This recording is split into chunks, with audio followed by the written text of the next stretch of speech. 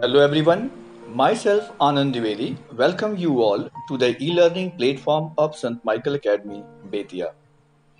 Dear students, today we are going to study the geography of class 10, chapter 6, manufacturing industries. In the previous class we had studied the location of industry and we understood which place is considered ideal for industrial location.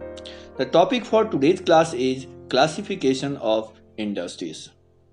List the various manufactured products you use in daily life such as transistors, electric bulbs, vegetable oils, cement, glassware, petrol, matches, scooters, automobiles, medicines and so on. अगर हम list बनाते हैं उन वस्तुओं का जिनका इस्तेमाल हम अपने दैनिक जीवन में करते हैं तो यह एक बहुत बड़ा लिस्ट होगा और उसमें हम पाएंगे कि बहुत सारे मटेरियल्स ऐसे हैं जो मैन्युफैक्चरिंग यूनिट्स के प्रोडक्ट्स होते हैं, जैसे ट्रांजिस्टर है, electric bulb, vegetable oil, cement. ये सारी चीज़ें हम अपने दैनिक जीवन में यूज़ करते हैं जो फैक्ट्रियों से बन करके आते हैं। If we classify the various industries based on particular criterion, then we would be able to understand their manufacturing better. अगर हम इसे क्लासीफाई करें तो हम इसे सही ढंग से क्लासीफाई कर सकते हैं, समझ सकते हैं कि इसकी मैन्युफैक्चरिंग कैसे होती है। इंडस्ट्रीज में बी क्लासिफाइड एज फॉलोज। तो इंडस्ट्रीज का क्लासिफिकेशन निम्नलिखित तरीकों से हो सकता है। तो आइए समझते हैं वो कौन कौन से तरीके हैं जिसके द्वारा इंडस्ट्रीज को क्लासिफाई किया जाता है। On the basis of sources of raw materials used. सबसे पहले हम लोग ऐसे इंडस्ट्रीज को समझते हैं जो रॉ मटेरियल्स के आधार पर क्लासिफाई किए गए हैं। On the basis of raw materials used, industries can be classified as agro-based industries and mineral-based industries. Agro-based industries में cotton, woolen, jute, silk, textile, rubber, sugar, tea, coffee and edible oils. ये ऐसी फैक्ट्रियां हैं जहां पर agriculture के products raw material के रूप में इस्तेमाल किए जाते हैं। Next is mineral based.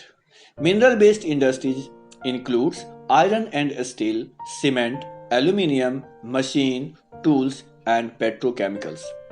Mineral-based industries ऐसे इंडस्ट्रीज होते हैं जहां पर रॉ मटेरियल के रूप में आयरन स्टील का इस्तेमाल होता है, जहां पर दूसरे मटेरियल्स हैं जिनका रॉ मटेरियल एक मिनरल होता है, उसे हम मिनरल बेस्ड इंडस्ट्रीज कहते हैं। जैसे सीमेंट का इंडस्ट्री, एल्युमिनियम इंडस्ट्री, इन सभी में मिनरल्स का इस्तेमाल रॉ मटेरियल के रूप में किया जाता है।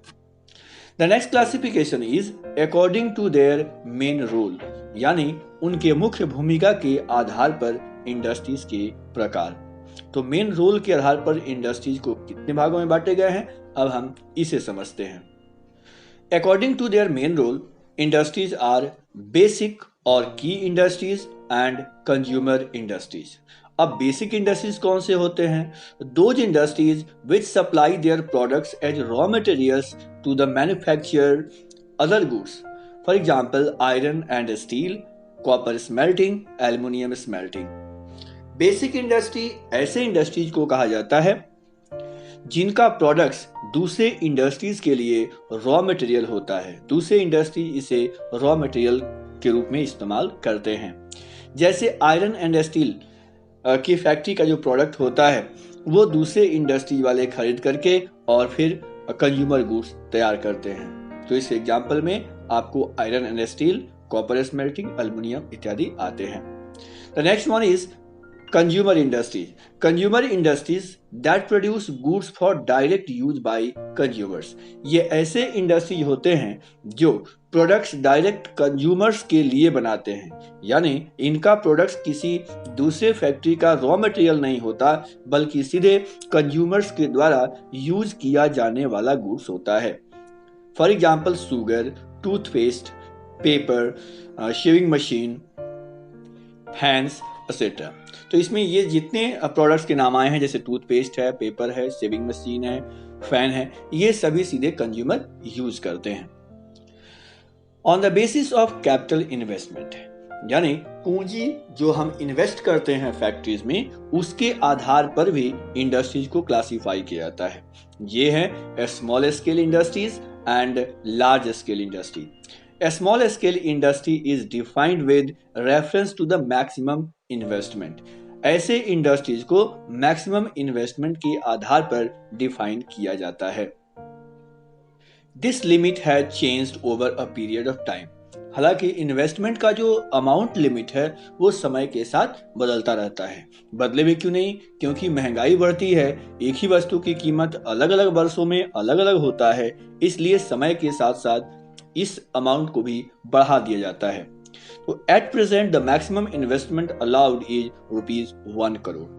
आज वर्तमान में ऐसे इंडस्ट्रीज का जो मैक्सिमम अमाउंट इन्वेस्टमेंट है वह है 1 करोड़। यानी जिस इंडस्ट्री में 1 करोड़ से अधिक रुपये की लागत लगी है उनके एसेट्स के रूप में, उनके प्रोडक्शन के लिए, वैसे इंडस्ट्रीज को लार्ज स्केल इंडस्ट्रीज कहेंगे, अदरवाइज वो स्मॉल स्केल इंडस्ट्री ही कहलाएगा।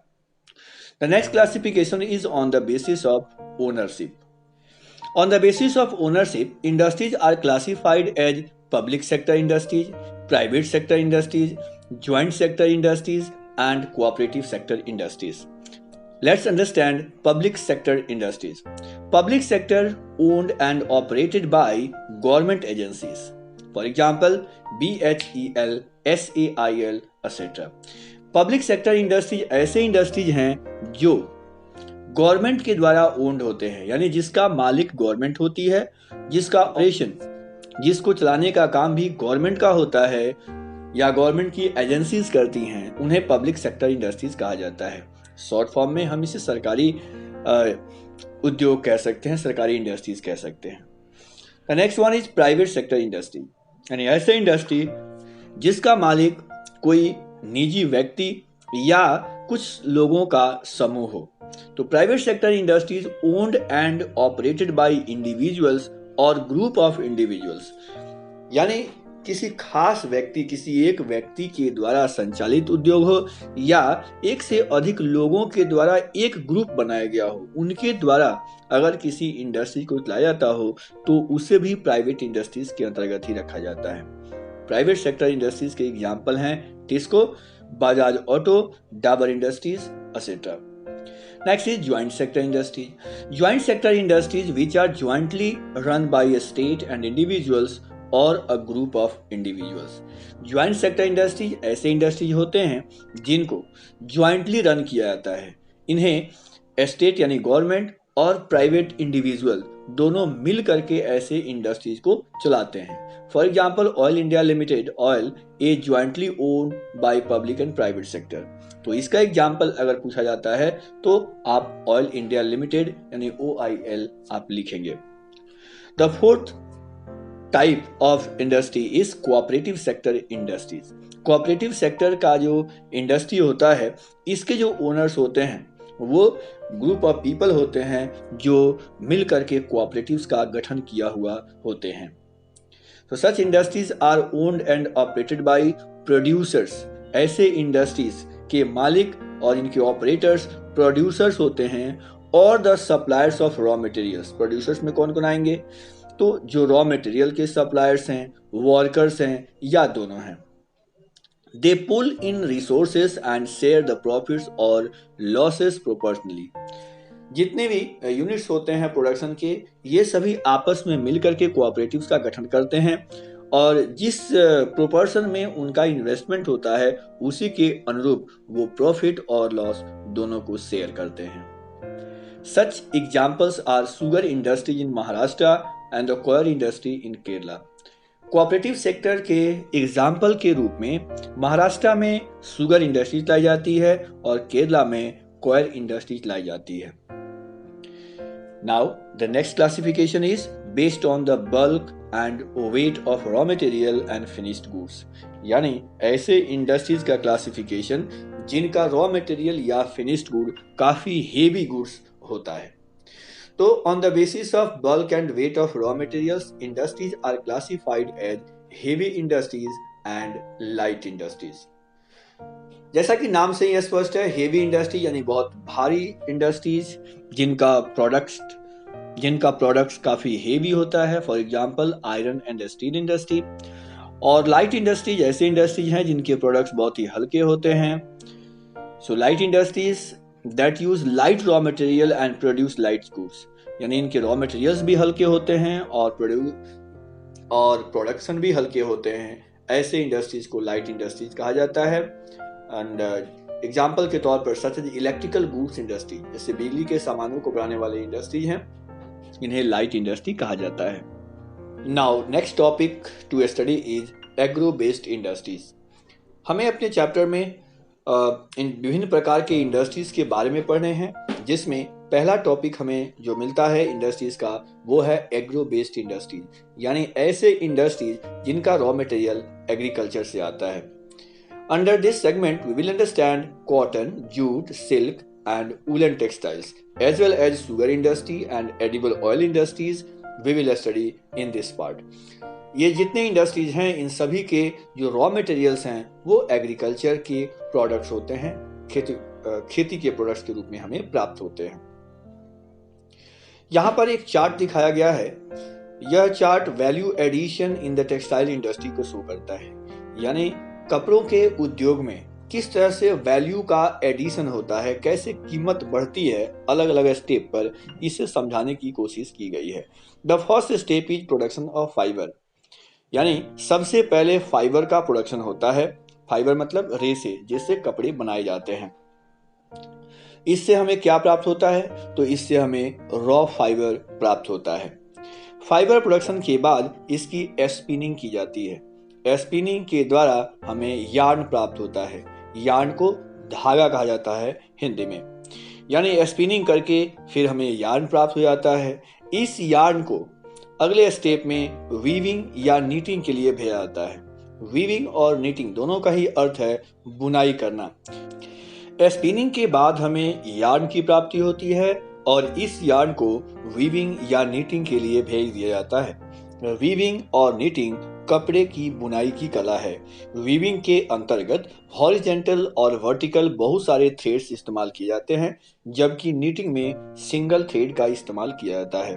फैक्ट्रियों से निकलने वाले जो कपड़े होते हैं वो मुख्य रूप से वीविंग की प्रक्रिया से ही कपड़े की बुनाई की जाती है, जबकि नीटिंग के अंतर्गत आपने घरों पर महिलाओं को स्वेटर बुनते हुए देखा होगा, जिसमें केवल एक धागे का ही इस्तेमाल होता है।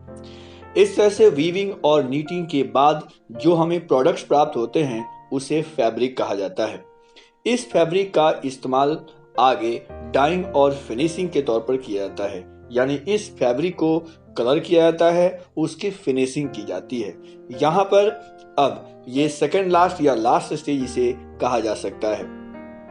बहुत सारे कपड़े हैं जिसको गारमेंट्स बनाने के लिए अलग से उसकी कटाई छटाई करने की आवश्यकता नहीं होती है, जैसे महिलाओं की साड़ियाँ हैं या लुंगीज हैं। ये सिंगल पीस वाले आइटम्स होते हैं, वो यहाँ पर गारमेंट के रूप में उपलब्ध हो जाते हैं।